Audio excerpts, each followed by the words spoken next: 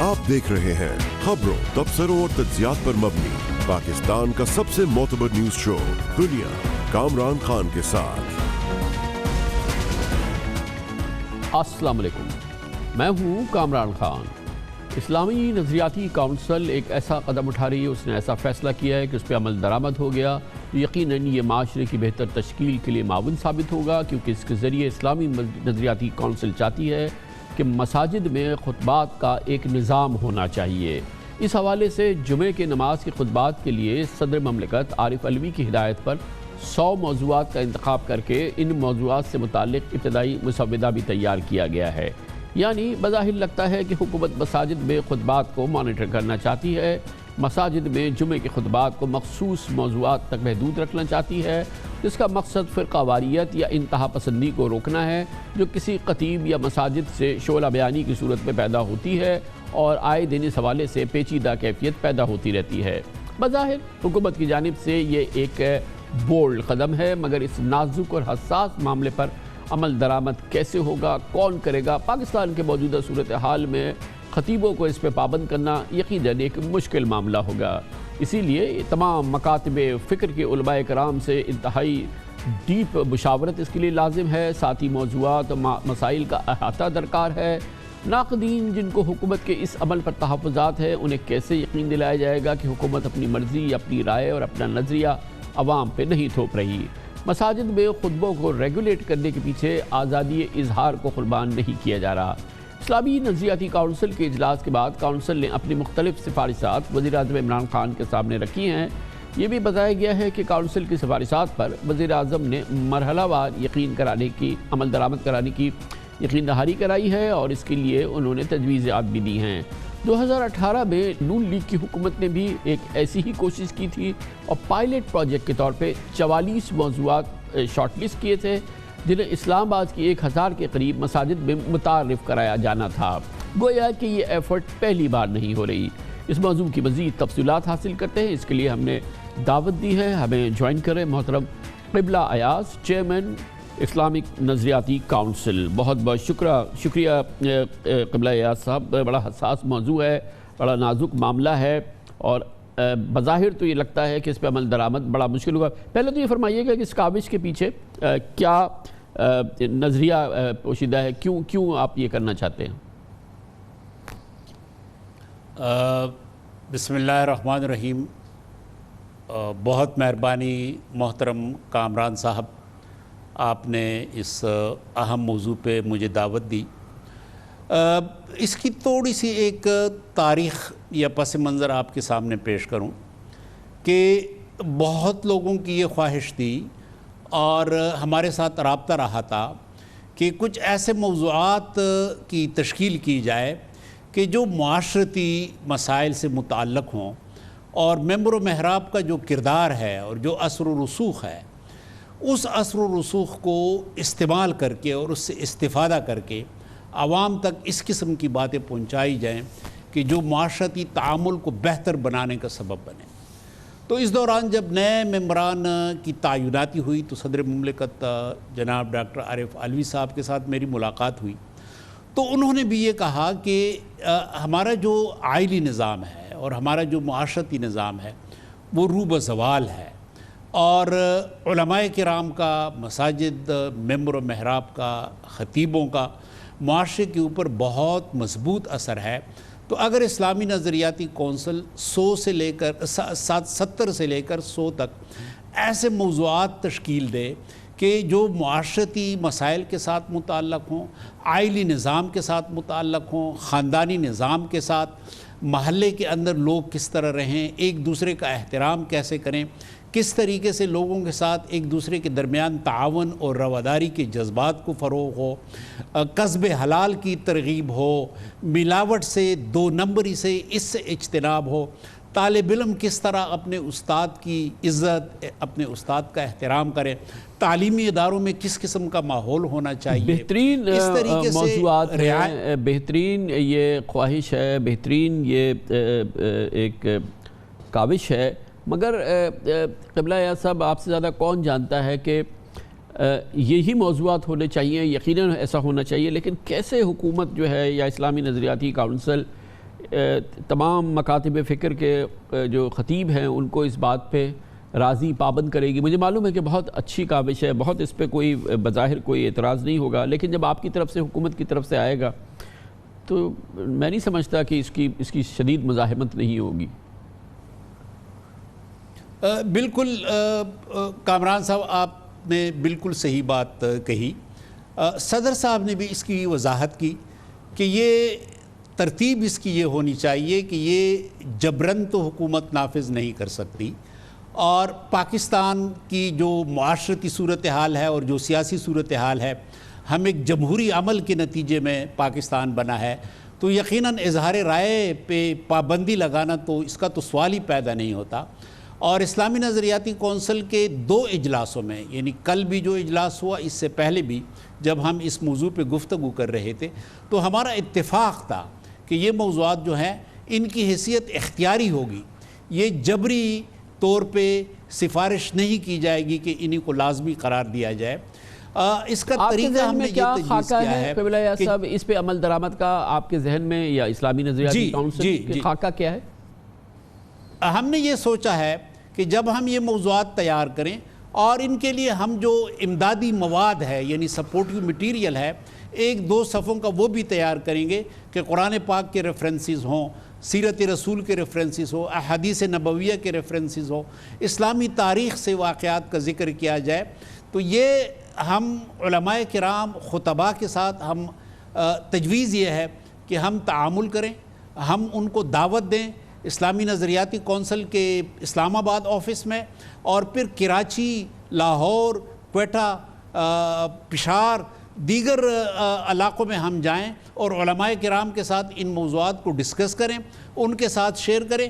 ہماری امید یہ ہے کہ جب وہ ان کے سبسٹنس مندرجات دیکھیں گے اور جب ان کو مفید پائیں گے تو ضروری نہیں کہ 100%، لیکن ایک بڑی تعداد ان موضوعات کو پسند کرے گی اور ان موضوعات کو اختیار کرے گی، کیونکہ عمدہ خاکہ ہے اور یقیناً کون اس سے انکار کر سکتا ہے؟ ظاہر ہے کہ بڑی اچھی چیز ہے، لیکن یہ کاوش بھی بہت اچھی ہوگی کہ اگر یہ چیزیں 70-75 موضوعات جن پہ آپ کہتے ہیں کہ آپ بیک گراؤنڈ مٹیریل بھی جمع کریں گے اور وہ مختصر ہوگا، آسان سے سمجھ میں آنے والا ہوگا، اور اس کے ساتھ اس کے حوالے سے دلائل، قرآنی دلائل ہوں گی، تو آپ اس کی ویسی اس کو پرنٹ کر کے اس کی تشہیر کریں یا اپنے آج کل انٹرنیٹ کا زمانہ ہے اس کو جاری کریں تاکہ ایک عام آدمی بھی اس سے استفادہ حاصل کر سکے۔ کم از کم آپ کی کاوش بالکل ضائع تو نہیں جائے گی، اور بہرحال اس کا جو اثر ہے جو آپ چاہتے ہیں وہ شاید کسی حد تک پہنچے۔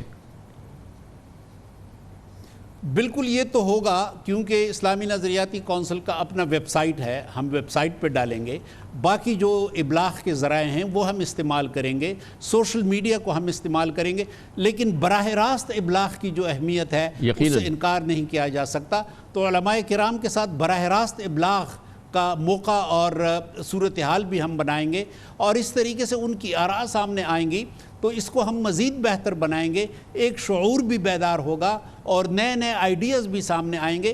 تو یہ ہے ہماری سوچ، اور ہم امید رکھتے ہیں۔ کب ابتدا کر رہے ہیں اس کی آپ؟ بہرحال یہ بھی ایک اچھا تجربہ ہوگا کہ آپ ان موضوعات پہ انگیج کریں علماء کرام کو، خطیب حضرات کو، اور اس دوران جو آپ کا یہ ایکسپیرینس ہوگا یہ بھی ایک بڑا انٹرسٹنگ ایکسپیرینس ہوگا، یہ بھی آپ قوم کے ساتھ شیئر کریں۔ یقیناً میں سمجھتا ہوں کہ اسلامی نظریاتی کونسل کے جو اہداف ہیں اور 1973 کے آئین میں جو ذمہ داریاں ہمیں دی گئی ہیں اس میں اسلامی معاشرت کے لیے تجاویز تیار کرنا، یہ بھی اسلامی نظریاتی کونسل کے دائرہ کار میں اور فرائض منصبی میں شامل ہیں۔ بہت بہت شکریہ جناب قبلہ ایاز، چیئرمین اسلامی نظریاتی کونسل ہمارے ساتھ موجود تھے۔ آج کا دن بہت اہم ہے، پاکستان میں سرکاری کرپشن میں تو لوگ پکڑے بہت جاتے ہیں، سزائیں نہیں ہوتی، یہ بہت بڑا ہمارا مسئلہ ہے، لیکن آج بہت بڑی سزا ہوئی ہے اور شاہکار سرکاری کرپشن کا کیس ہے۔ مشتاق رئیسانی جن کو بلوچستان حکومت کے حوالے سے گرفتار کیا گیا تھا، کروڑوں روپے کے خزانے ملے تھے، جواہرات ملے تھے، درجنوں گھر ملے تھے، اب ان کو مثالی سزا ملی ہے، ان کے ساتھی کو۔ اس کی بات کرتے ہیں چھوٹے سے وقفے کے بعد۔ سرکاری کرپشن کے مختلف واقعات ہر پاکستانی کی زبان پر ہوتے ہیں، سرکاری کرپشن میں ملوث لوگوں کی گرفتاری کی باتیں بھی ہم سنتے ہیں، مگر ایک واقعہ ہے اور حقیقت ہے کہ ان لوگوں کو جن کو گرفتار کیا جاتا ہے کبھی ان کو سزا ہو، یہ سننے میں نہیں آتا۔ مگر آج اس سلسلے میں میں تو سمجھتا ہوں تاریخ رقم ہوئی ہے جب سرکاری کرپشن کا شاہکار کیس آخرکار 5 سال بعد اپنے منطقی انجام کو پہنچا اور ایک واقعی سزا ہو گئی۔ سابق سیکرٹری خزانہ بلوچستان مشتاق رئیسانی کو 10 سال جبکہ سابق مشیر خزانہ بلوچستان خالد لانگو کو 2 سال 4 ماہ کی سزا ہوئی ہے۔ یہ وہ واقعہ ہے جہاں 2016 میں نیب نے سیکرٹری خزانہ بلوچستان مشتاق رئیسانی کے گھر پہ چھاپا مارا تو تقریباً 80 کروڑ مالیت کی لوکل اور فورن کرنسی سے بھرے 14 بھاری بھرکم bags, prize bonds, saving certificates, 3 kilo سے زائد سونا، جواہرات کا ایک خزانہ برآمد ہوا۔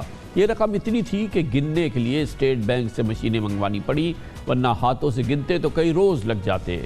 مشینوں سے بھی 7 گھنٹے لگے تو روپے گنے گئے۔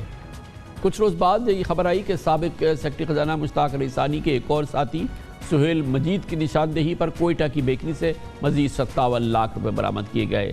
اس کے 1 مہینے بعد نیب کراچی نے ڈیفنس میں چھاپا مار کے مشتاق رئیسانی کے 1 درجن بنگلے اور اس میں کھڑی کروڑوں روپوں کی گاڑیوں کو بھی قبضے میں لیا۔ یہ بھی منظر دیدنی تھا۔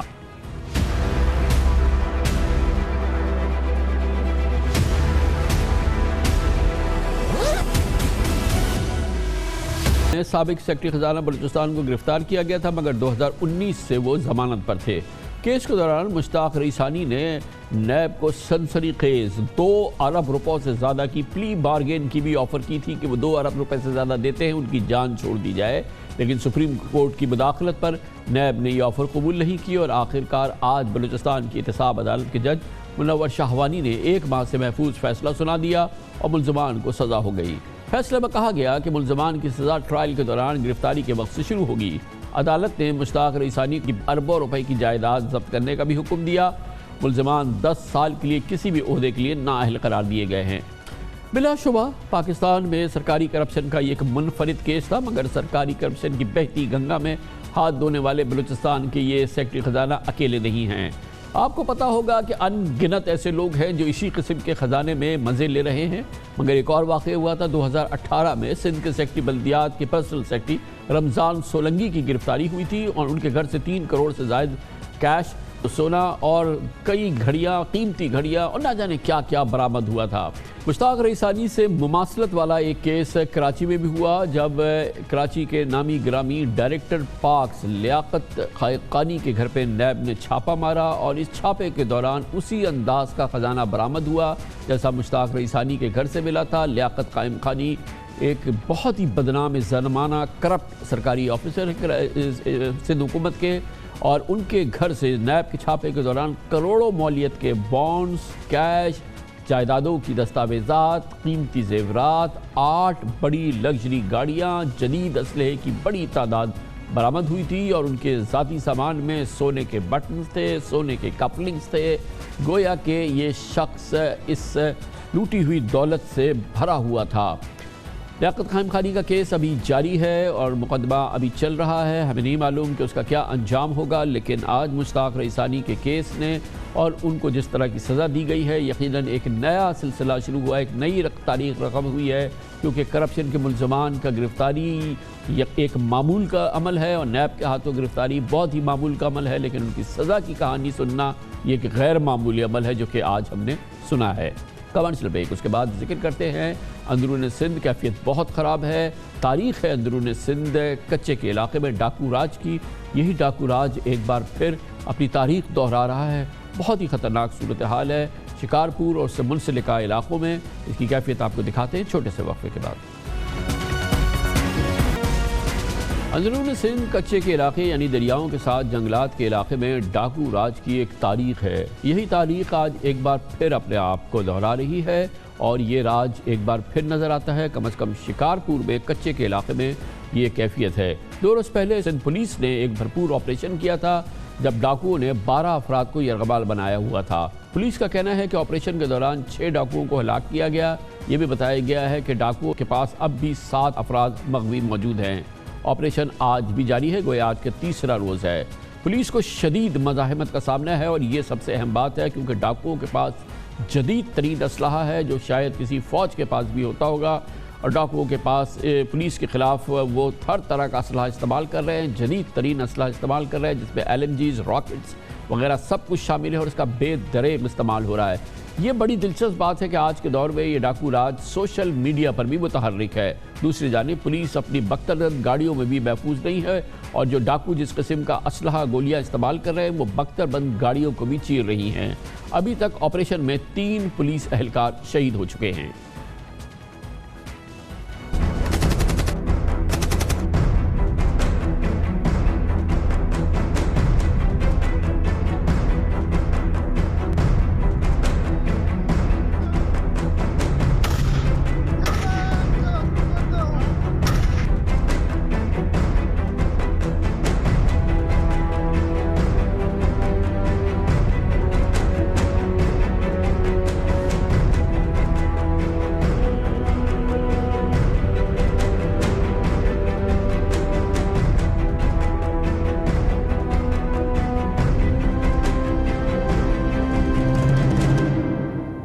آج سندھ ہائی کورٹ کی سکھر بینچ نے سندھ پولیس کی کلاس لی۔ جسٹس آفتاب احمد نے کہا کہ پولیس کی کارکردگی تسلی بخش نہیں ہے۔ انہوں نے ریمارکس میں کہا کہ یہ کیسا آپریشن ہے جس میں پولیس اہلکار مسلسل شہید ہو رہے ہیں۔ ڈاکو پولیس کی بختربند گاڑیوں پر قبضہ کر رہے ہیں۔ پولیس کو ناکارہ بختربند گاڑیاں دی گئی ہیں جن میں بیٹھے اہلکار شہید ہو جاتے ہیں۔ جسٹس آفتاب احمد کا کہنا تھا کہ پولیس والے ڈاکوؤں سے ملے ہوتے ہیں، آپریشن سے پہلے ہی ڈاکوؤں کو پتہ چل جاتا ہے۔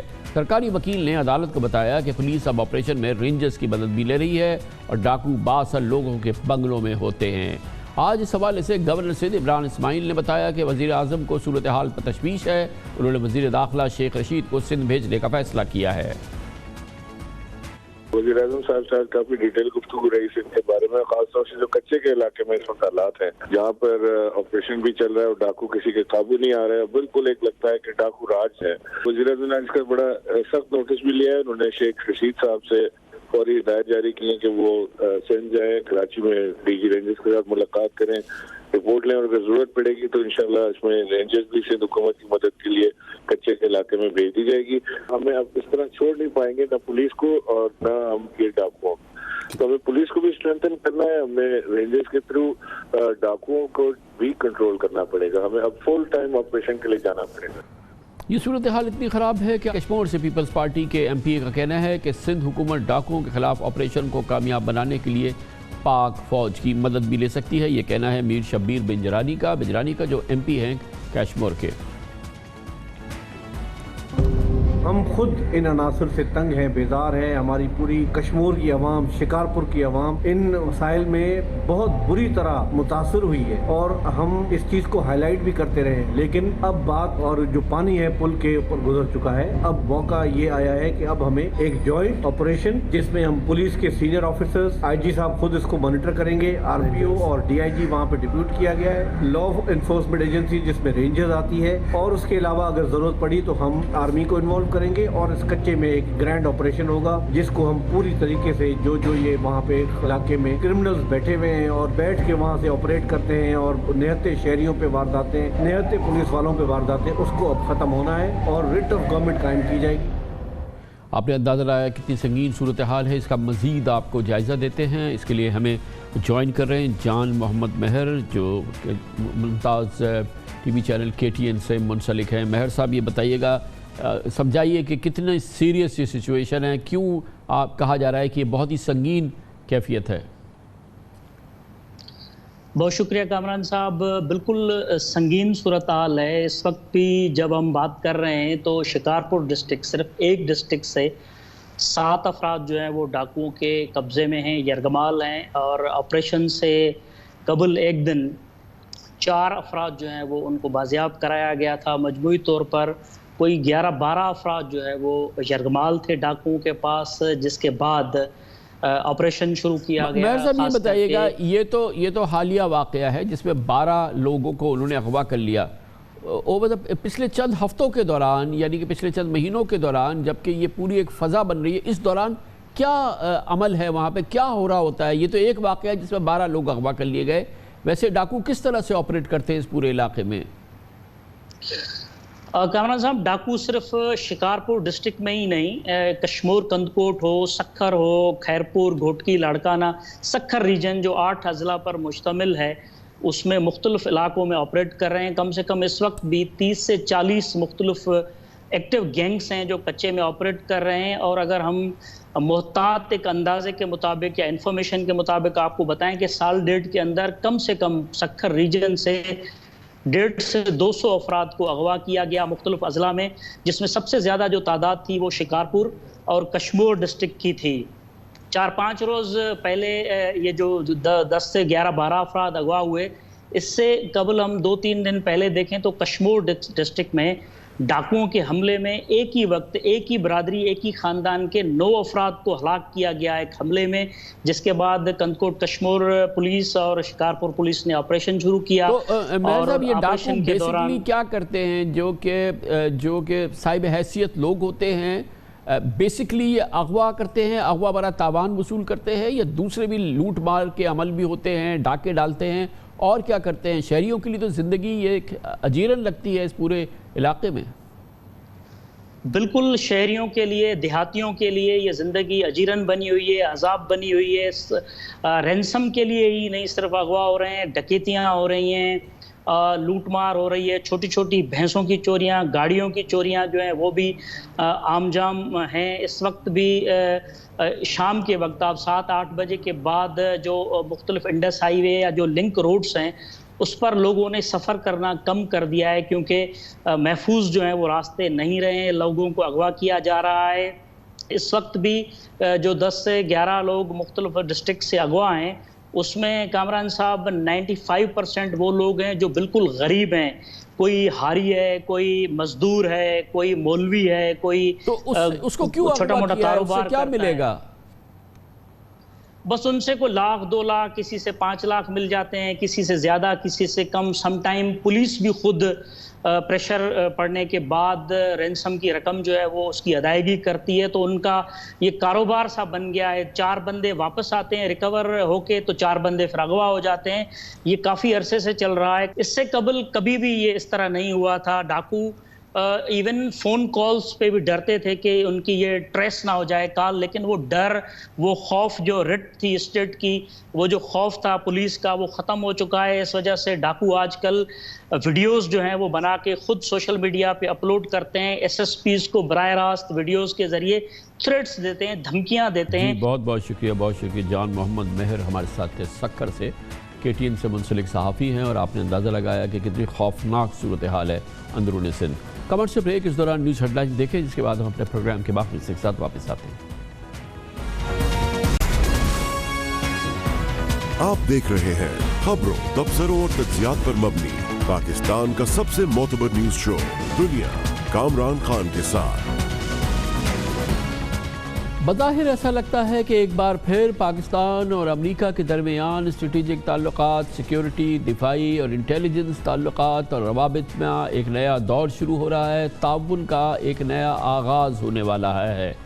شاید یہی وجہ ہے کہ کل پاکستان کے دفتر خارجہ یعنی فارن آفس نے پاکستانیوں کو اور ساری دنیا کو یاد دلایا کہ پاکستان اور امریکہ کا 2001 سے ایئر لائنز اور گراؤنڈ لائنز کمیونیکیشن کا فریم ورک موجود ہے، یعنی دفاعی تعاون کے لیے فضائی اور زمینی راستے امریکی افواج کو اور تعاون کے لیے ایک نظام کے تحت جو سن 2001 میں یعنی کہ 9/11 کے بعد امریکہ کے افغانستان کے حملے کے بعد تشکیل دیا گیا تھا، وہ نہ صرف موجود ہے بلکہ فعال بھی ہے۔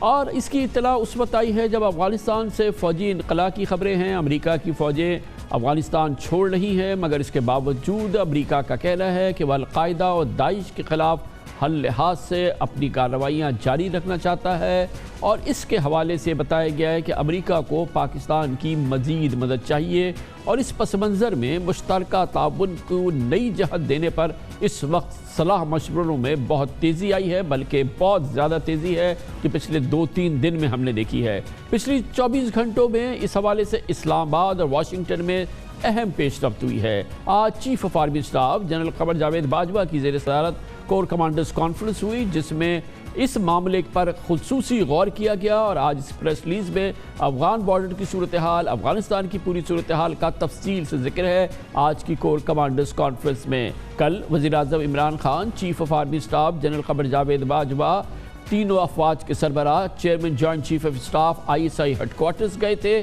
جہاں پر ایک طویل اجلاس میں خطے کی صورتحال اور افغانستان کے حوالے سے پاکستان کی سول اور ملٹری لیڈرشپ کی ایک نہ صرف تفصیلی بہت کئی گھنٹے کی بریفنگ ہوئی تھی، بلکہ سلام مشورہ بھی ہوا تھا، اور اس پورے معاملے میں پاکستان کے کردار اور مختلف آپشنز پر غور کیا گیا تھا۔ یہ بہت اہم اجلاس تھا۔ کل ہی امریکی وزیر داخلہ لائیڈ آسٹن اور army chief general Qamar Javed Bajwa کے مابین ایک ٹیلی فون رابطے کی بھی خبریں آئیں، جس کے بعد لائیڈ آسٹن نے ٹویٹ کی کہ مجھے chief of army staff general Qamar Javed Bajwa سے بات کرنے کا موقع ملا۔ انہوں نے لکھا کہ میں نے گفتگو میں علاقائی سلامتی کے لیے پاکستان کے ساتھ مل کر کام کرنے کی خواہش کا ایک بار پھر اظہار کیا ہے۔ پرسوں وزیر اعظم عمران خان کے قومی سلامتی کے مشیر ڈاکٹر معید یوسف نے جنیوا میں امریکی national security adviser Jake Sullivan سے ملاقات کی تھی، جس میں ان کے ساتھ کلیدی سیکیورٹی آفیسر بھی موجود تھے، اور امریکی نیشنل سیکیورٹی ایڈوائزر کے ساتھ امریکی حکام موجود تھے۔ بائیڈن انتظامیہ کے اقتدار سنبھالنے کے بعد دونوں ملکوں کے خلاف قومی سلامتی مشیروں کا اور یہ قومی سیکیورٹی لیڈرشپ کا یہ پہلا وسیع رابطہ ہے، جس کے بعد مشترکہ اعلامیے میں بتایا گیا کہ پاکستان اور امریکہ نے عملی تعاون کو آگے بڑھانے پر اتفاق کیا ہے۔ پاکستان اور امریکہ کے قومی سلامتی کے مشیروں کی ملاقات اس ماحول کے بعد ہوئی جب 2 روز قبل عالمی میڈیا میں پینٹاگن کے اسسٹنٹ سیکرٹری ڈیو ہیلوے کا یہ بیان سامنے آیا، جو انہوں نے امریکی کانگریس میں دیا تھا کہ افغان عمل کے لیے پاکستان نے امریکی فوج کو اپنی فضائی اور زمینی حدود کی استعمال کی رسائی دے دی ہے، جس کے فوراً بعد پاکستانی دفتر خارجہ نے اس کی تردید کرتے ہوئے کہا کہ پاکستان نے امریکہ کو اپنا کوئی زمینی یا فضائی اڈا نہیں دیا ہے، مگر یہ یاد دلایا گیا کہ ایئر لاک یعنی کہ ایئر لائن آف کمیونیکیشن اور جی لاک یعنی کہ ground line of communication Pakistan اور امریکہ کے درمیان ایک معاہدے کے طور پر اویلیبل ہے۔ 9 روز پہلے امریکی secretary of state Anthony Blinken اور وزیر خارجہ شاہ محمود کا ایک ٹیلی فونک رابطہ بھی ہوا تھا، جس میں اتفاق ہوا تھا کہ افغانستان میں پرامن سیاسی تصفیے کی بنیاد پر خطے کی ترقیاتی شراکت داری کو فروغ دیا جائے گا۔ گویا کہ ایک پورا ماحول ہے اور ایک نئے ماحول اور سیکیورٹی اور امریکہ پاکستان کے درمیان دفاعی تعلقات، ان سب کی نئی جہتیں تلاش کرنے کی کوشش کی جا رہی ہے، مگر یہ سب کچھ اس وقت ہو رہا ہے جب پاکستان اور چین کے درمیان دوستی ایک نئی اونچائی پہ پہنچ چکی ہے۔ سی پیک بھرپور انداز سے جاری ہے، اور یقیناً چین کی بہت امپورٹنس ہے پاکستان کے خارجہ معاملات کے حوالے سے، اسٹریٹجک معاملات کے حوالے سے، اور چین اور امریکہ کی بنتی نہیں ہے، یہ کوئی نہیں جانتا۔ اس کے علاوہ پاکستان کے خطے میں پاکستان کا ایک اور عظیم ہمسایہ ایران بھی موجود ہے۔ گویا کہ یہ بہت امپورٹنٹ اس وقت سیٹنگ ہے، اور جیو پالیٹکس کے لحاظ سے بہت امپورٹنٹ یہ ڈیولپمنٹ ہے۔ اس پر بات کرتے ہیں، اور اس کے لیے آج ہم جائیں گے واشنگٹن ایک بار پھر، جہاں پر ہمیں جوائن کریں گے جناب انور اقبال، بہت ممتاز سینئر صحافی ہیں، کئی دہائیوں سے واشنگٹن میں اخبار ڈان کے کورسپونڈنٹ ہیں۔ بہت بہت شکریہ انور اقبال صاحب۔ یہ آپ دیکھ رہے ہیں کہ ایک بار پھر ہم آوازیں آ رہی ہیں ایئر لاک کی، جی لاک کی، اور اس لیول کی کمیونیکیشن ہو رہی ہے۔ آپ دیکھ رہے ہیں ملٹری لیڈرشپ کے درمیان، انٹیلیجنس لیڈرشپ کے درمیان، سیکیورٹی لیڈرشپ کے درمیان، گویا کہ کچھ نہ کچھ ہو رہا ہے۔ جی مہربانی خان صاحب، بات یہ ہے کہ امریکہ میں جو کچھ بھی ہو رہا ہے اس کی ایک بنیادی وجہ یہ ہے کہ یہ احساس سب سے پہلے تو یہاں کہ یہ جنگ وہ نہیں جیت سکے اور جیت سکتے بھی نہیں، اور اس بات کو برملا امریکی قیادت صدر سے لے کے پچھلے صدر سے ٹرمپ سے لے کے بائیڈن تک اور سارے ان کے جو وزراء ہیں یہ کہتے ہیں کہ افغانستان ایسا ملک ہے جہاں جیتنے کے لیے کچھ بھی نہیں ہے، وہاں جنگ جیتی نہیں جا سکتی۔ دوسرا یہ احساس امریکہ میں ہے، اور اس کا اظہار حکام بھی کرتے ہیں، تھنک ٹینک میں بھی ہوتا ہے، میڈیا میں بھی ہوتا ہے، اور کانگریس میں تو ابھی 2-3 ہیئرنگ ہوئی، میں تینوں میں بہت زور دے کے یہ بات کی گئی کہ افغانستان میں امن اور استحکام پاکستان کے بغیر نہیں آ سکتا۔ یہاں تک کہ جو افغانستان کے صدر نے جو جرمن میگزین کو انٹرویو دیتے ہوئے کہا کہ اب جو سب سے بڑا پلیئر پاکستان ہے، اور امریکہ اب ایک انخلا کے بعد 11 ستمبر کے بعد ایک مائنر پلیئر ہو جائے گا، تو وہ اس بات کا بھی یہاں بڑا چرچا رہا۔ اس حوالے سے پاکستان سے بات چیت کی جا رہی ہے۔ اب آپ نے ایک بڑا اہم سوال اٹھایا وہ چین کا. تو چین کے بھی کردار پہ یہاں بحث ہوئی کانگریس کی ہیئرنگ میں، جس میں یہ بھی کہا گیا کہ پاکستان جو ہے وہ فراہم کر رہا ہے فضائی ایکسس اور زمینی ایکسس امریکہ کو، جس پہ کافی اسلام آباد میں لیتے ہوئی. اس میں یہ بھی کہا گیا کہ گرچہ چین سے ہمارے بڑے اختلافات ہیں، لیکن افغانستان میں ملیٹنسی کے معاملے پر چین اور امریکہ ایک صفحے پر ہیں. اور اس کی انہوں نے مثال دی کہ پچھلے ماہ ایک میٹنگ کے بعد چین، روس، پاکستان اور امریکہ نے ایک مشترکہ اعلامیہ جاری کیا تھا، جس میں 2-3 باتیں تھیں. انہوں نے ایک بات یہ تھی کہ وہاں دوبارہ اسلامی امارات قائم نہیں ہوگی، دوبارہ ملیٹنسی کو نہیں جڑ پکڑنے دیا جائے گا، کیونکہ چین یہ سمجھتا ہے کہ افغانستان میں ملیٹنسی بڑھی تو سنجیانگ میں بھی بڑھے گی. لہٰذا امریکہ کے بقول کہ اس معاملے میں چین کے ساتھ تعاون کی گنجائش ہے، اور چین بھی پاکستان کو اس بات پہ راضی کرنے میں امریکہ کا ساتھ دے گا. تو انور اقبال صاحب تھوڑا سا ہمارے ناظرین کے لیے ایکسپلین کیجئے کہ اب امریکہ چاہتا کیا ہے؟ یہ جو دوبارہ ریوائیول کی بات ہو رہی ہے یا اس کو دوبارہ یاد دلایا جا رہا ہے، air lines of communication, ground lines of communication, یہ تو کسی آپریشنز کے لیے چاہیے ہوتا ہے نا. تو یہ آپریشنز کہاں ہوگا اور پھر کس طریقے سے یہ امریکہ اس قسم کی معاونت چاہتا ہے؟ یہ اس کے اہداف کیا ہوں گے؟ کامران صاحب، یہ سوال اٹھایا گیا تھا کانگریس کی ہیئرنگ میں، جس میں جو کہ نائب وزیر دفاع شریک ہوئے تھے. تو اس میں یہ سوال اس طرح اٹھایا گیا تھا کہ آپ تو وہاں سے نکل رہے ہیں، تو آپ کے نکلنے کے بعد ان کے الفاظ تھے کہ ہمارا سارا معاملہ، انہوں نے افغانستان کا نہیں کہا تھا، انہوں نے کہا تھا کہ وہ پھر جو افغانستان کے پڑوسی ممالک ہیں ان کے ہاتھوں میں ہوگا، وہ فیصلہ کریں گے ہماری سیکیورٹی کا. تو اب اس سلسلے میں سب سے اہم ملک جو ہوگا پاکستان ہوگا. تو آپ کیا کر رہے ہیں؟ اس میں ایک جو ہے سابق کرنل ہیں امریکن ایئر فورس کے ٹیڈ لو، انہوں نے تو یہ تک کہا کہ آپ نے تو پاکستان کی بے عزتی کی، آپ نے تو ان کے وزیر کو ماحولیات پہ جو سمٹ کانفرنس ہوئی واشنگٹن میں، اس میں نہیں بلایا. اب آپ کیسے تعاون کی توقع کر رہے ہیں؟ تو اس میں جو بات کی گئی، اس میں جنہوں نے جواب دیا وہ بڑا معنی خیز تھا. انہوں نے کہا کہ پہلے تو خود افغانستان میں ہمارے ایسٹس ہیں، ان کو استعمال کریں گے، پھر پڑوسی ممالک سے ہمارے تعلقات ہیں ان کو استعمال کریں گے، لیکن اس کے علاوہ یہ جو آپ بات کر رہے ہیں نا ایئر اور گراؤنڈ اسپیس کی، جب وہ گفتگو ہوئی تو اس میں ایئر اسپیس کی خاص طور پر اس کے والد صاحب نے ایک بات کی کہ کچھ ایسٹس اس ریجن میں موجود نہیں ہیں، تو جب بھی ہمیں ضرورت پڑی تو ہم ریجن کے باہر سے لائیں گے، یعنی امریکی اڈوں سے لائیں گے، کہیں سے بھی لائیں گے. اس کے لیے ان کو اجازت چاہیے ہوگی پاکستان کا یا دوسرے ملکوں کے ایئر اسپیس، گراؤنڈ اسپیس استعمال کرنے کی، اور ان کے بقول ان کو یہ اجازت حاصل ہے. اب یہ فرمائیے کہ اس کے عوض پہلے تو ہم نے باقاعدہ اڈے دیے، یعنی کہ 2001 کے بعد سے باقاعدہ امریکی فورسز یہاں پہ موجود تھی اور پھر یہاں سے آپریٹ کر رہی تھی. ہم نے 4-5 باقاعدہ ملٹری بیسز ان کے حوالے کر دیے تھے. پتہ نہیں ہم نے اس کے عوض کیا حاصل کیا، لیکن بہرحال اب کوئی ٹروکیو کیا ہوگا جب ایک اتنے بڑے کوآپریشن کی بات ہو رہی ہے جس میں پاکستان کا اتنا کرٹیکل بلکہ سینٹرل رول ہے، اور یہ پاکستان سے اس قسم کی کوآپریشن چاہیے. اس کے عوض امریکہ پاکستان کو کیا دینے کے لیے تیار ہے؟ بڑا اہم سوال ہے کامران صاحب. دیکھیے اس میں اگر امریکہ سے ہمیں شکایت ہیں تو خود ہماری اپنی حماقتیں بھی ہیں. آپ کو اچھی طرح یاد ہوگا کہ جب امریکہ 9/11 کے بعد افغانستان میں ملوث ہوا تھا تو اس وقت واحد supply line, dependable supply line جو ہے وہ پاکستان سے تھی، اور اس وقت ان کی ضرورت تھی کہ ایک تیز رفتار اور سیکیور سپلائی لائن بنے. اور اگر ہم چاہتے تو امریکہ کو اس بات پر راضی کر سکتے تھے کہ کراچی سے پشاور تک جو ڈویل کیریج ہم بنانا چاہتے ہیں لائن، وہ بنا دیتا اور بہت جلدی بنا دیتا کیونکہ ان کی ضرورت تھی، لیکن ہم نے مطالبہ ہی نہیں کیا.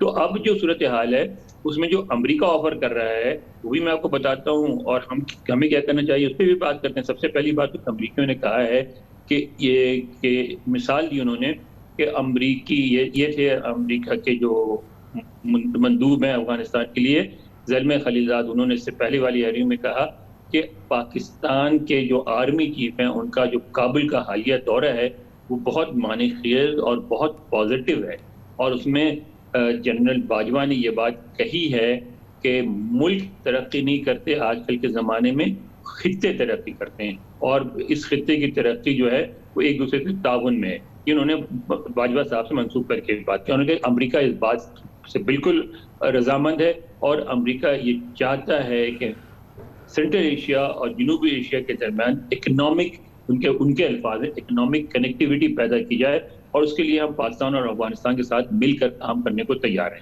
اس سے پہلے آپ نے دیکھا ہوگا کہ سینیٹر فین ہالن ہیں، جن کی پیدائش کراچی کی ہے، انہوں نے ایک سینٹ میں قرارداد بھی آلریڈی موو کر دی ہے کہ وہ جو ایکسپورٹ پروموشن زون جو بننے تھے قبائلی علاقوں میں دونوں طرف افغانستان اور پاکستان میں، وہ دوبارہ بنائے جائیں اور وہاں جو چیزیں پروڈیوس ہوں وہ ڈیوٹی فری امریکہ میں ایکسپورٹ کی جا سکیں۔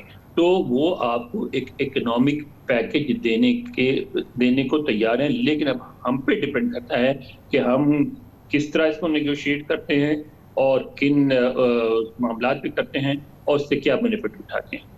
اور اب یہ گوئنگ فارورڈ سپٹمبر کے بعد جو پاکستان کا کردار ہوگا، اور اس حوالے سے امریکہ میں یہ بھی بات ہوئی ہے کہ پھر آپ ایک ایونٹ اور ایک ماحول اسپیسیفک تعلقات کی بات نہ کریں، کہ ابھی ہم جو بات کر رہے ہیں یہ اینکرڈ ہے اونلی آن افغان سچویشن اور افغان کے حوالے سے، معاملات کے حوالے سے، یا کوئی ہمارے براڈ انڈرسٹینڈنگ کی بھی بات ہو رہی ہے امریکہ پاکستان کے درمیان، جب NSAs مل رہے ہیں، ملٹری لیڈرشپ کی بات ہو رہی ہے، پولیٹیکل لیڈرشپ مل رہے ہیں ایک دوسرے سے؟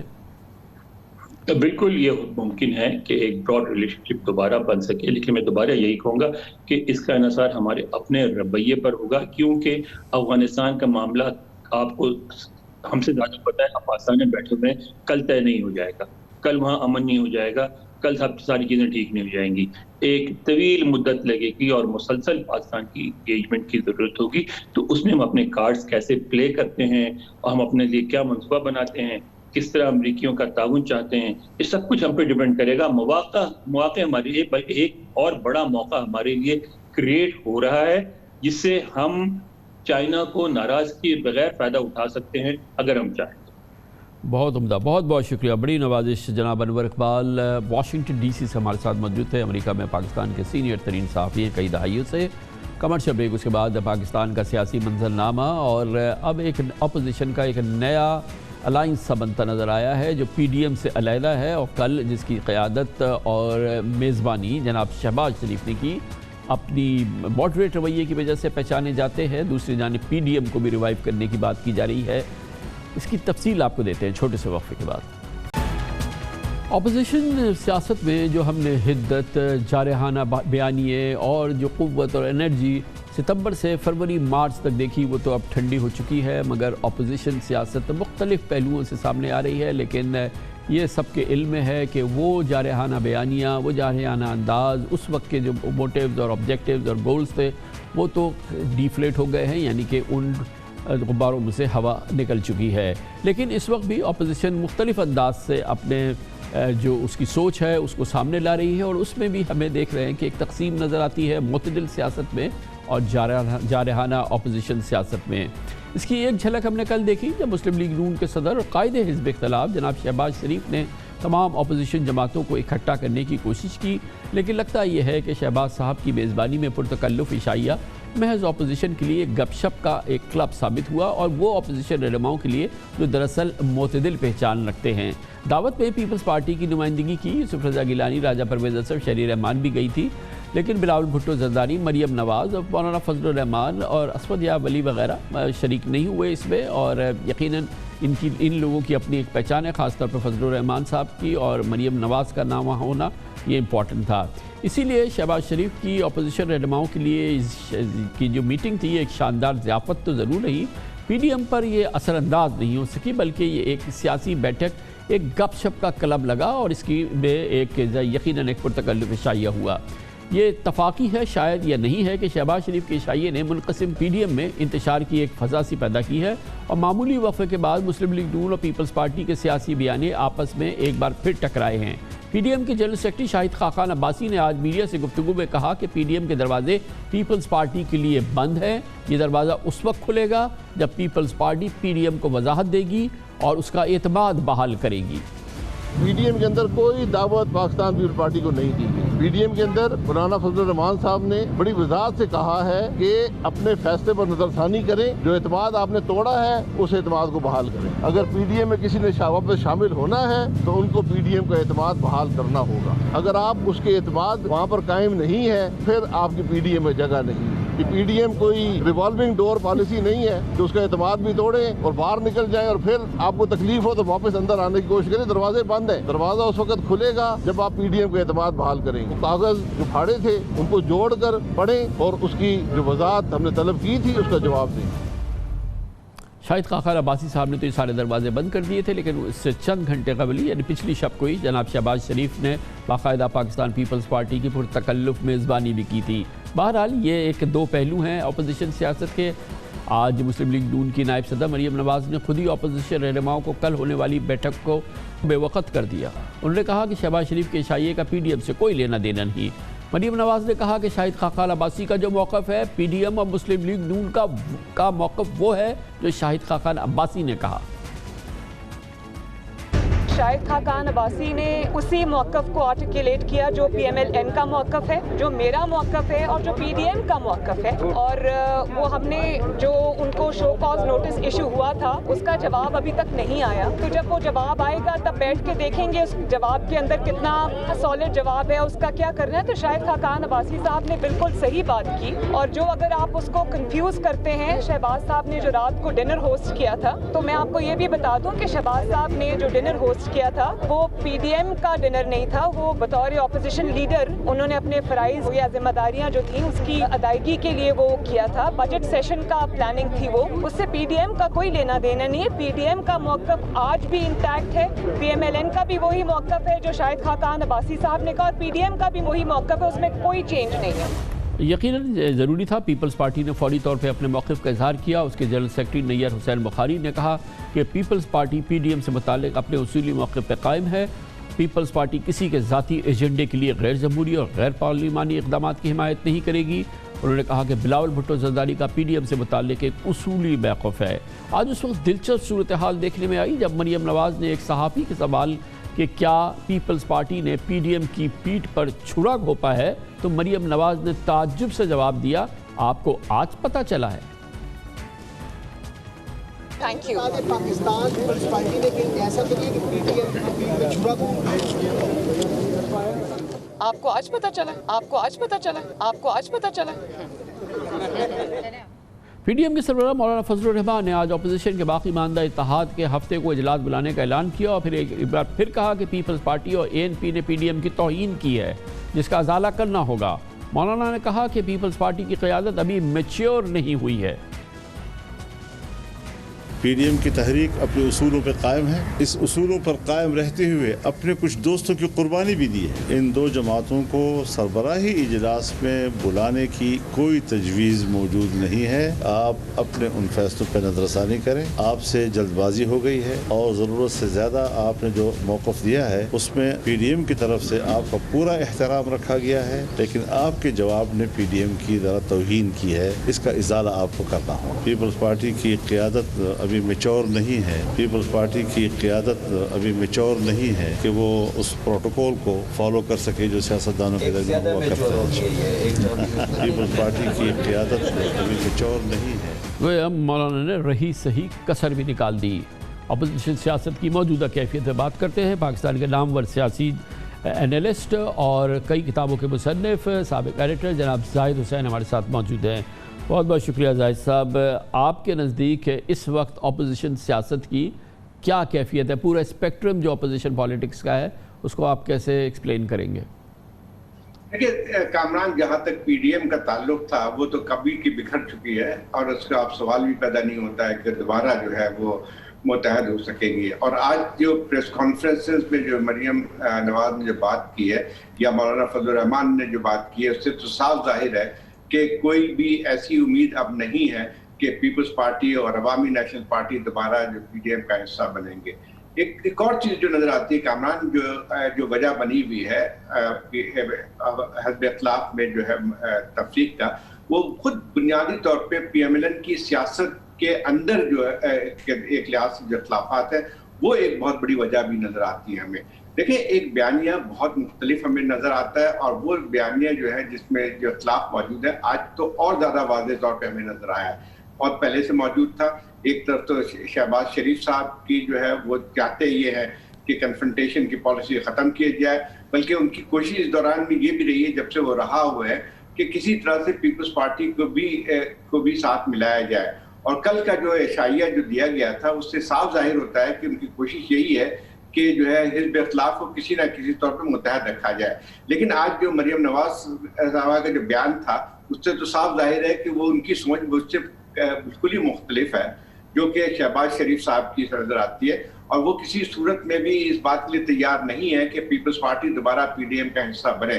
تو اس وقت جو تفریق ہمیں جو نظر آتی ہے، ایک تو پی ڈی ایم کے اندر اختلافات واضح طور پہ اور زیادہ گہرے ہو گئے، اور دوسری طرف اس میں مجھے لگتا ہے کہ پی ایم ایل این کے جو اور اس میں یہ بڑی انٹرسٹنگ بات ہے نا، وہ بھی نظر آتی ہے. ایک بڑی انٹرسٹنگ بات ہے کہ پیپلز پارٹی بھی جو اس کی کمیونیکیشن ہے جب وہ نون لیگ سے کرتے ہیں تو وہ تو یا تو شہباز شریف صاحب کو ایڈریس کرتے ہیں یا وہ حمزہ شہباز کو ایڈریس کرتے ہیں، اور بار بار جو ہے وہ شو کرتے ہیں کہ ان کے نزدیک نون لیگ کے صدر شہباز شریف ہیں، وہ ان کی ریکگنیشن ان کے لیے اس لحاظ سے ہے اور حمزہ شہباز کی ہے. تو وہ بھی بڑا انٹینشنل ہے، پیپلز پارٹی کی بھی پریفرنس ہے شہباز شریف صاحب کے لیے اور حمزہ شہباز کے لیے. جی بالکل عمران، یہ بات صحیح ہے کہ پیپلز پارٹی جو خاص طور پہ جو ایک پچھلے دنوں مریم نواز صاحب کے ساتھ ان کا جو ایک لحاظ سے مکالمہ ہوا تھا یا جو ایک تنقید کی تھی انہوں نے، بہت گہری تنقید تھی کہ پیپلز پارٹی پہ بھی الزام تھا کہ وہ سلیکٹڈ ہے. اس کے بعد بلاول بھٹو نے جو ہے اس کا جواب بھی دیا تھا. تو ان دونوں کے درمیان خاص ایک تو ایسی ہے کہ اس میں اب کوئی گنجائش باقی نہیں رہتی ہے کہ وہ ساتھ اکٹھا ہو کے کام کر سکیں گے. تو یہ پیپلز پارٹی نے ایک نیا طریقہ بھی اختیار کیا ہے کہ بجائے اس کے کہ جب بھی وہ پی ایم ایل این کی بات کرتے ہیں وہ ہمیشہ شہباز شریف صاحب کی بات کرتے ہیں، اور ایسا ظاہر کرنے کی کوشش کرتے ہیں کہ اگر وہ کبھی پی ایم ایل این کے ساتھ کوئی بھی رابطہ رکھ سکتے ہیں تو وہ جو ہے شہباز شریف صاحب کے ساتھ ہوگی، نہ کہ مریم نواز کے ساتھ. تو میرا خیال یہ ہے کہ خود پیپلز پارٹی بھی اس سے فائدہ اٹھانا چاہ رہی ہے اور اس چیز کو استعمال بھی کرنا چاہ رہی ہے جو کہ خود پی ایم ایل این کے اندرونی اختلاف موجود ہے. اور اب جو ہے دیکھا جائے تو پی ایم ایل این کا جو اختلاف جو ہے اس کی عکس جو ہے یا اس کا اظہار جو ہے وہ اس کا ریفلیکشن جو ہے وہ خود پی ڈی ایم پہ بھی پڑ رہا ہے. جبکہ دیکھیں ابھی تک جو شہباز شریف صاحب جب سے باہر آئے انہوں نے پیپلز پارٹی بھی کوئی تنقید نہیں کی ہے اور نہ ہی پیپلز پارٹی نے ان پہ تنقید کی ہے. اور یہ بھی ایک خیال رکھا جائے کہ کل جو عشائیہ ہوا تھا، حالانکہ بلاول صاحب اس میں شریک نہیں ہوئے تھے یا آصف زرداری اس میں شریک نہیں ہوئے تھے، لیکن پیپلز پارٹی کا جو ڈیلیگیشن گیا تھا وہ خاصا مطلب 2 سابق وزراء اعظم شامل تھے. اور یہ لوگ جو کل جمع ہوئے شہباز شریف صاحب کی دعوت پر، یہ وہ لوگ ہیں جو کسی قسم سے اس قسم کی کانفرنٹیشن اداروں کے ساتھ یا اسٹیبلشمنٹ کے ساتھ نہیں چاہتے جو کہ نواز شریف صاحب یا جو دوسرے لوگ جو اس وقت پی ڈی ایم کا حصہ ہیں ان کا وہ ایک گول رہا ہے یا ان کا وہ جھنڈا اٹھائے ہوئے ہے. یہ بھی بڑی ایک دلچسپ ایڈیولوجیکل بھی فرق ہے نا اس گروپ میں اور اس گروپ میں. کافی فرق ہے، لیکن اس میں تو شاید انہوں نے سب پارٹیز کو بلایا تھا. شہباز شریف صاحب نے جو بھی پارلیمنٹ میں جن کی جو ہے ان کو سب کو بلایا تھا. تو اس میں تو یہ بات نہیں کہہ سکتے ہیں کہ وہ لوگ صرف آئے تھے جو کہ کنفرنٹیشن نہیں چاہتے، اس میں کچھ لوگ اور بھی آئے تھے. لیکن اب وہی بات آتی ہے کہ اب نہ صرف پی ڈی ایم میں اختلافات بہت ابھر کے آئے اور نہ ہے، بلکہ اب دیکھنا یہ ہے کہ کیا پی ایم ایل این بھی جو ہے اپنے آپ کو بیانیہ کے حوالے سے ایک لحاظ متحد رکھ سکتی ہے یا نہیں ہو سکتی. بہت شکریہ جناب زاہد حسین ہمارے ساتھ موجود ہے. Commercial break. معیشت کے حوالے سے ایک اور بہت عمدہ خبر ہے، ایک بار پھر آئی ہے، ایک بار پھر یاد دلا رہی ہے کہ آئی ٹی انڈسٹری پاکستان کی وہ انڈسٹری ہے جس میں پاکستان کی ترقی کا پرومس موجود ہے. ایک بار پھر جو نمبرز آئے ہیں آئی ٹی ایکسپورٹس میں زبردست اضافہ ہوا ہے، تقریباً 46% اضافہ ہوا ہے اس سال کے 10 ماہ کی ایکسپورٹس میں گزشتہ سال کے مقابلے میں. اور بھی کئی بہت عمدہ اعداد و شمار ہے. اس کو مزید کیسے بڑھایا جائے، اس کو کیسے کنسالیڈیٹ کیا جائے، یہ سب کچھ جانیں گے ایک چھوٹے سے وقفے کے بعد. بہتری کے حوالے سے مسلسل شواہد اور مسلسل ڈیولپمنٹس ہو رہی ہیں، خبریں آ رہی ہیں جو یقیناً پاکستان کے لیے ایک ترقی کی بات ہے، پاکستان کے لیے بہتری کی خبریں ہیں. اور خاص طور پہ اس میں انفارمیشن ٹیکنالوجی کے حوالے سے یعنی کہ آئی ٹی انڈسٹری کے حوالے سے پاکستان جو ترقی کر رہا ہے وہ ایک بہت ہی نایاب عمل ہے. اور خاص طور پہ ڈیجیٹائزیشن ہو رہی ہے، اسٹارٹ اپس اور سافٹ ویئر ایکسپورٹس کے شاندار سنگ میل عبور کر رہے ہیں اور یہ سب ہمارے نوجوان کر رہے ہیں. اور اب چھوٹی چھوٹی جگہوں سے پاکستان میں ایک خاموش انقلاب بپا ہے. اسٹیٹ بینک آف پاکستان نے آج بتایا کہ اس مالی سال کے پہلے 10 مہینوں میں I T exports 1 Arab 70 crore dollar हो चुकी है, जो पिछले साल की इस अरसे की 46% ज़्यादा है। गोया कि तकरीबन 50% ज़्यादा हमारी एक्सपोर्ट हुई हैं इस साल। गोया कि तरक्की हो रही है और ज़बरदस्त तरक्की हो रही है। पिछले पूरे माली साल की आईटी एक्सपोर्ट से भी ये 36 करोड़ डॉलर यानी कि तकरीबन 55 अरब रुपए अब तक हम ज़्यादा कर चुके हैं। ख़ास तौर पर रमज़ानुल मुबारक की मुनासबत से पिछले महीने आईटी एक्सपोर्ट्स में 66% इजाफा हुआ। पिछले महीने पाकिस्तान ने 19 करोड़ 60 लाख डॉलर्स की आईटी प्रोडक्ट्स और सर्विसेज एक्सपोर्ट की, जबकि अप्रैल 2020 में ये रकम 11 करोड़ 90 लाख डॉलर थी। पिछले माली साल आईटी एक्सपोर्ट्स में 1 अरब 44 करोड़ डॉलर रही, जो कि इस माली साल के अख्ताम तक 2 अरब 10 करोड़ डॉलर तक पहुंचने का इम्कान है, जो कि एक बहुत अच्छी पॉजिटिव हमारी जो तरक्की की बात है, ख़ास तौर पे आईटी एक्सपोर्ट्स के हवाले से। मगर ये बात हैरानकुन भी है कि पिछले महीने हुकूमत ने आईटी एक्सपोर्ट्स को टैक्स सूट उसकी ख़त्म कर दी। होना तो ये चाहिए था कि वज़ीर-ए-आज़म इमरान खान कंस्ट्रक्शन पैकेज की तरह से आईटी पैकेज दें, और ज़रूरत है इस बात की कि एक आईटी पैकेज भी आए, क्योंकि आईटी एक्सपोर्ट्स में इजाफा पाकिस्तान की तकदीर बदल सकता है। दिलचस्प बात यह है कि इस माली साल मुल्क में सबसे ज़्यादा आईटी कंपनीज़ की रजिस्ट्रेशन हुई है। पाकिस्तान सॉफ्टवेयर एक्सपोर्ट ने बताया है कि इस माली साल में अब तक 3000 के करीब नई आईटी कंपनीज़ रजिस्टर हुई हैं, और SECP में रजिस्टर्ड आईटी कंपनीज़ की तादाद अब 12,000 से ज़्यादा हो चुकी है। दरअसल कोरोना माहौल में ई कॉमर्स और ऑनलाइन ट्रेडिंग में इजाफा हुआ है, जिसकी वजह से आईटी सेक्टर को फ़रोग मिला है, जबकि आसान कर्जे मिलने की शराइत की वजह से बड़ी तादाद में नई कंपनीज जो हैं वो रजिस्टर हुई हैं और सामने आ रही हैं। बहुत ही हौसला अफजा ये पहलू है, इस पर एक बार फिर हम बात करेंगे। आज हमने इसके लिए दावत दी है जनाब नसीर अख्तर को, जो चीफ एग्जीक्यूटिव ऑफिसर हैं इन्फोटेक के एक आईटी कंपनी है, बड़ी मुमताज़, साबिक सदर रहे पाशा के भी। बहुत बहुत शुक्रिया नसीर अख्तर साहब। ये फरमाइएगा कि ये जो हमारा पोटेंशियल है और आज हम इसमें काफ़ी ग्रोथ देख रहे हैं, तो कितना अभी मज़ीद पोटेंशियल बाकी है और उसको हार्नेस करने के लिए क्या करना चाहिए? हम इस वक्त सिर्फ आईटी सेक्टर को फोकस कर रहे हैं। शुक्रिया Kamran, thank you very much. ये पोटेंशियल आज की नहीं है। अगर हम थोड़ा सा बैक ट्रैक करें 20-25 साल, उससे ज़्यादा आगे नहीं जाते, तो 90 की दहाई में भी ये एक ज़बरदस्त अपॉर्चुनिटी आई थी। उसके बाद फिर पोस्ट वार ऑन टेरर के बाद भी 2021 से ऑनवर्ड 2010 तक जो है ना, ये बहुत बड़ी, तो ये को 2 दफ़ा तो ये ट्रेन हमसे मिस हो चुकी है। नॉट डैट कि हम इस पे कोई क्रिटिकल बात करेंगे। आपने जो नंबर्स दिए हैं वो बिल्कुल दुरुस्त हैं और इतने हौसला अफजा हैं। इसमें 2-3 फैक्टर हैं जो कि हमें कंसिडर करने चाहिए कि ये क्यों ये हुआ है। एक तो कोविड पेंडेमिक की वजह से एकदम से डिमांड बड़ी जनरेट हुई है, और दूसरा ये कि कुछ हमारे जो कंपीटिंग कंट्रीज़ थे उनकी कैपेसिटी श्रिंक हुई, उसकी वजह से एक हमें ओवरफ्लो मिला। हाउएवर, इसको अपॉर्चुनिटी को हमें इस तरह देखना चाहिए कि हमारी कैपेसिटी जो है वो इतनी होनी चाहिए कि इस अपॉर्चुनिटी को हम कैप्चर कर सकें। हर बंदा इस कम्युनिटी में, और हमारे जो इकोनॉमिक मास्टर्स हैं माशाल्लाह, वो समझते हैं कि इसमें इतनी पोटेंशियल है कि हम इसको आसानी से 5 बिलियन 10 बिलियन डॉलर पे अगले 4 से 6 साल में ले जा सकते हैं।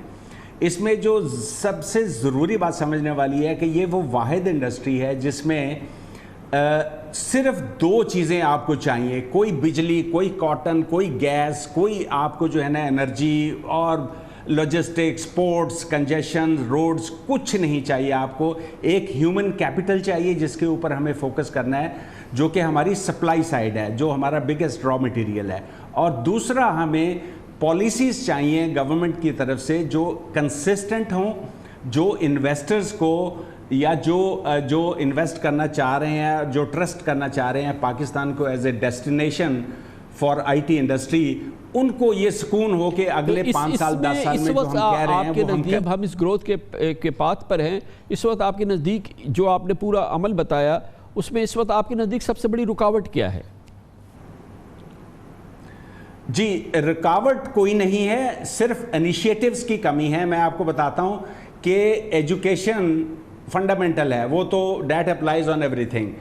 IT انڈسٹری کے لیے پرٹیکولرلی میں آپ کو بتاؤں کہ ہم اس وقت 25,000 کے قریب لگ بھگ ہم IT اینڈ انجینئرنگ گریجویٹس پیدا کر رہے ہیں ہر سال، لیکن اس میں جو امپلائیبل ہیں جو کہ کام کے ہیں وہ تقریباً 5,000 4,000 ہیں سال کے، جو کہ کافی نہیں ہیں۔ آن این ایوریج اگر ہم نے $25,000 کی ایکسپورٹ ریونیو ارن کرنا ہے تو اس کے لیے ایک پروڈکٹیو انجینئر ہمیں چاہیے، وچ مینس کہ تقریباً 1 بلین ایڈیشنل ایکسپورٹ کے لیے ہمیں 40,000 پروڈکٹیو انجینئر چاہیے۔ اب اس میں ٹھیک ہے ہماری سپلائی یونیورسٹیوں سے اتنی اچھی نہیں ہے، تو ہم کیا کر سکتے ہیں، ہم جو سیکنڈ ایئر وہ جو 18-20,000 جو بچے ہیں جو کہ اس لیول پہ نہیں آ پاتے ہیں، ان کے اوپر ٹریننگ اور اس کے سکلز کے اوپر ان کے اوپر انویسٹ کرنا ہے تاکہ وہ اس قابل ہو سکیں کہ وہ اس پول میں جمپ کر سکیں، اور ہماری کیپیسٹی جو ہے جو ہمیں چاہیے in order to meet that demand, which is by the way آج آپ گوگل کر لیں، ریسرچ کمپنی سے دیکھ لیں، $5 ٹریلین کی ICT انڈسٹری سائز ہے گلوبلی۔ تو یہ اب ہم پہ ہے کہ ہم کیسے وہ کرتے ہیں۔ وہی ہمیں ٹھیک ہے وہ ٹریڈیشنل ایکسپورٹس کے لیے بجلی بھی چاہیے، گیس بھی چاہیے، لیکن ہمیں جو اس یہ فرمائیے گا کہ آبویسلی جو آپ نے کہا کہ ہمیں HR چاہیے اور ہیومن کیپٹل چاہیے ہمارا، لیکن آبویسلی کہ ہم اس کے لیے پھر ظاہر ہے کہ انسٹیٹیوشنز بنائیں، پھر کورسز ہوں، پھر اس کے گریجویٹس نکلیں، it's a long process, obviously ہمیں اس پہ کرنا چاہیے، لیکن لو ہینگنگ فروٹس بتائیے جس میں ذرا جلدی کچھ کام ہو سکے فی الحال۔ جی، لو ہینگنگ فروٹ ایک تو یہ ہے کہ پالیسیز میں ایک لاؤڈلی ایک کلیئر میسج ہونا چاہیے کہ ہماری پالیسیز کنسسٹنٹ ہے۔ فار ایگزامپل یہ جو ٹیکس بریک تھا جو کہ 2025 تک اویلیبل تھا، یہ اس کو abruptly overnight I don't know, مطلب کہ سننے میں آیا کہ IMF کے اس پہ، بٹ ہم اس ڈیبیٹ میں نہیں جاتے ہیں، کہ اس کو وڈرا کر کے اس کو ٹیکس کریڈٹ کوئی ایک اسکیم ہے وچ از سم ویئر کمپلیکیٹڈ، تو وہ ان چیزوں کے سے بڑا امپیکٹ پڑتا ہے۔ آپ دیکھیے گا یہ مارچ ٹو اپریل کی نمبرز اگر آپ دیکھیں تو آپ کو 17% کا ڈراپ ملے گا ریونیو میں۔ وہ کیوں ہے؟ وہ سینسٹیوٹی اتنی اس میں ہوتی ہے کہ لوگ جو ہے نا وہ دے ویٹ فار کہ یار اب آگے کیا ہوگا، یہ ہے یا نہیں ہے یہ ایگزمپشن۔ تو اس کے علاوہ تھوڑا سا امپیکٹ اس کا پراببلی ہوگا ڈالر ریٹ کی پیریٹی پہ، لوگ ویٹ کرتے ہیں کہ جی چلیں ڈالر ریٹ روپی ذرا اور ڈپریشیٹ ہو جائے، ذرا وہ ہو جائے تو تب منگوا لیں ریمیٹنسز۔ تو یہ سارے فیکٹرز ہیں، لیکن مینلی آئی تھنک کہ جو فیئر ہے یہ کہ انکنسسٹنٹ پالیسیز آن ٹیکس ایگزمپشن اور لائکس جو ہے نا وہ اس میں ہے۔ بہت بہت شکریہ جناب نصیر اختر ہمارے ساتھ موجود تھے، چیف ایگزیکٹو آفیسر انفوٹیک۔ پاکستان کی IT انڈسٹری کے لیے فروغ اور اس کی ترقی کا راستہ کیا ہے ہمیں سمجھا رہے تھے، اور حکومت کو بھی۔ اس کے ساتھ ہی ہمارے آج کے پروگرام کا اختتام ہوتا ہے۔ کل آپ سے پھر ملاقات ہوگی انشاءاللہ۔ کل تک کے لیے کامران خان کو اجازت، اللہ حافظ ناصر۔